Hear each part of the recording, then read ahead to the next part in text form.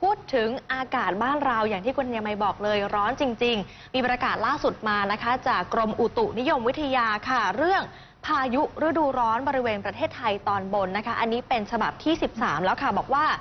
มีความกดอากาศสูงกำลังแรงจากประเทศจีนนะคะที่แผ่ลงมาปกคลุมภาคตะวันออกเฉียงเหนือและทะเลจีนใต้บริเวณนี้นะคะก็จะมีอากาศร้อนจนถึงร้อนจัดลักษณะแบบนี้นั่นแหละค่ะก็ทำให้ภาคตะวันออกเฉียงเหนือ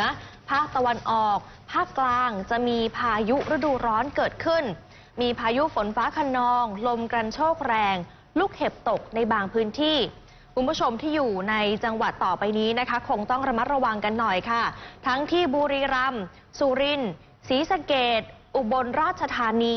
ลพบุรีสระบุรีชลบุรีระยองจันทบุรีและที่จังหวัดตราดค่ะค่ะก็อีก1 วันนะคะในวันสุดสัปดาห์นี้จะออกไปไหนก็ระวังเรื่องของฟ้าฝนด้วยค่ะภาคตะวันออกเฉียงเหนืออุณหภูมิจะลดลงอีก 1-3 องศาเซลเซียสทำให้อากาศคลายความร้อนลงขอให้ประชาชนระมัดระวังจากพายุฤดูร้อนด้วยนะคะ